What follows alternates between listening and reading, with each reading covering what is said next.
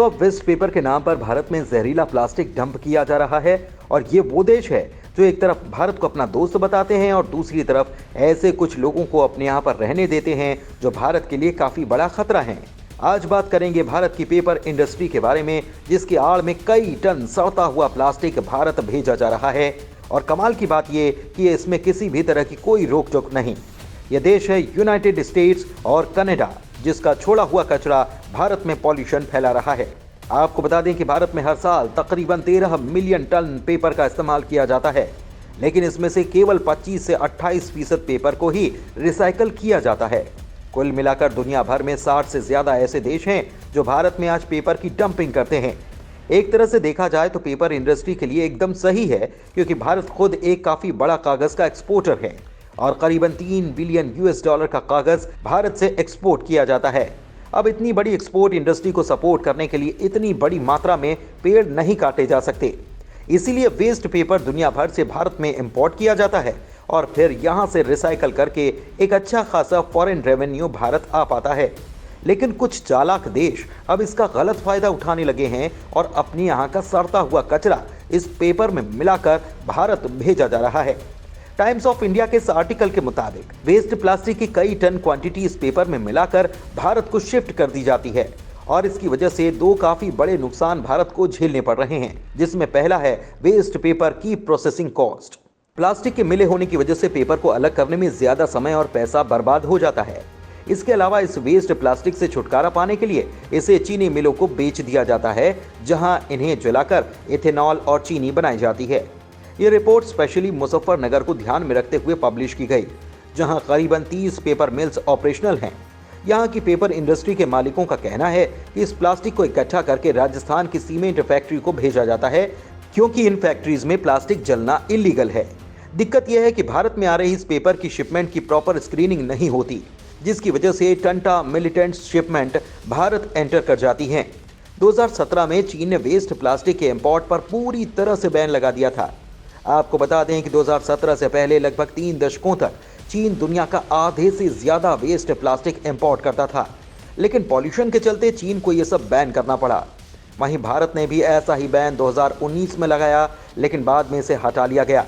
गन्ने से बनाया जाने वाला गुड़ भी प्लास्टिक को जलाकर ही बनाया जाता है और ऐसी फैक्ट्री में प्लास्टिक जलाना गैर कानूनी है। लेकिन कोयला और लकड़ी जलाने से गुड़ की प्रोडक्शन कॉस्ट बढ़ती है, वहीं प्लास्टिक को जलाना काफ़ी सस्ता पड़ता है। बड़े डेवलप्ड देशों के लिए भारत आज डंपिंग ग्राउंड बन चुका है, क्योंकि चीन के इंपोर्ट बैन के बाद ये सारा वेस्ट प्लास्टिक भारत की तरफ मोड़ दिया गया है। अभी तक इस पर कोई भी बड़ा एक्शन नहीं लिया गया, क्योंकि सिस्टम ऐसा है कि यह गैर कानूनी प्लास्टिक हर किसी को फायदा पहुंचा रहा है और इसी के चलते हर कोई खामोश बैठा है।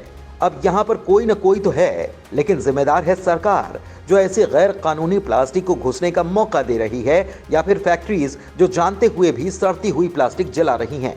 साथ ही दोस्तों, एक दशक पहले चीन ने एक ऐसी चाल चली जिसकी वजह से आज 90% सोलर इक्विपमेंट इंडस्ट्री पर वो राज करता है और दुनिया के लगभग सभी सोलर प्रोडक्ट में आज चीन से आए किसी न किसी कंपोनेंट का इस्तेमाल किया ही जाता है। हालांकि भारत ने हाल ही में चीन को काफ़ी जोरदार झटका दिया, पर एक रिपोर्ट के मुताबिक आने वाले समय में भारत सोलर सेल्स और पैनल प्रोडक्शन के मामले में दुनिया में दूसरे नंबर पर आ जाएगा। लेकिन चीन अब एक और टेक्नोलॉजी पर राज करने का मन बना चुका है, जिसका प्रोडक्शन अभी तक भारत में ढंग से शुरू भी नहीं हो पाया। खैर, भारत के साथ यूरोपीय और वेस्टर्न देश एकजुट हो चुके हैं और किसी भी सूरत में इस टेक्नोलॉजी को चीन के हाथों में पूरी तरह से जाने से रोका जा रहा है। जिस मशीन की बात हम आपसे कर रहे हैं, वो जितने की आज मार्केट में आती है, चाइनीज कंपनी उस मशीन को 1/4 कॉस्ट में मार्केट में बेच रही है और फिर दोबारा दुनिया की बाकी कंपनियों के लिए खतरा पैदा हो चुका है और भारत ने इस बार भिड़ने का फैसला किया है। तो जिस फ्यूचर मशीन की बात हम आपसे करने जा रहे हैं, वो है इलेक्ट्रोलाइजर, जिसका इस्तेमाल हाइड्रोजन प्रोड्यूस करने में होता है और इसी को लेकर डेक्कन हेराल्ड की तरफ से काफ़ी बड़ी खबर पब्लिश की गई। इस रिपोर्ट में बताया गया कि आज पूरी दुनिया में प्रोड्यूस होने वाले इलेक्ट्रोलाइजर का 40% अकेले चाइना में प्रोड्यूस होने लगा है और चाइना ने इस इंडस्ट्री से बाकी कंपनीज को बाहर निकालने के लिए वही प्लान बनाया जो आज से 10 साल पहले सोलर इंडस्ट्री के लिए बनाया गया था। मतलब मार्केट वैल्यू से कम कॉस्ट में अपने इलेक्ट्रोलाइजर बेचकर चाइनीज कंपनी अपना कब्जा पूरे विश्व में जमाना शुरू कर चुकी है। 2030 तक इलेक्ट्रोलाइट्स के प्रोडक्शन में करीब 91% का उछाल आना तय है और हाइड्रोजन के बढ़ते हुए इस्तेमाल को देखते हुए आज भारत समेत कई यूरोपीय देश इलेक्ट्रोलाइट्स के प्रोडक्शन में कूद चुके हैं। पर चीन कम कीमतों में थोड़ी खराब क्वालिटी के साथ इस मार्केट को भी डोमिनेट करने लगा है। देखिए, ऐसे कुछ देश हैं जहां हाइड्रोजन धीरे धीरे इस्तेमाल में लाया जाना शुरू हो चुका है। इन देशों में मिडिल ईस्ट के अलावा अफ्रीकन देश भी शामिल हैं। इन देशों में चीन का अच्छा खासा इन्वेस्टमेंट है और इसी का फायदा चीनी मार्केट उन ऑर्डर्स को लेने में उठा रहे हैं। टर्की, अरब देश, इंडोनेशिया, साउथ अफ्रीका और कुछ साउथ अमेरिकन देशों में ऑलरेडी चीनी इलेक्ट्रोलाइजर अपनी जगह बना चुके हैं। हालांकि भारत भी इसी कड़ी में अपना पहला कदम बढ़ा चुका है, क्योंकि सोलर इक्विपमेंट को लेकर कई सालों तक चीनी कंपनी ने भारत पर राज किया। लेकिन भारत इलेक्ट्रोलाइजर और हाइड्रोजन प्रोडक्शन में ऐसी किसी भी गलती को करने से बचना चाहता है।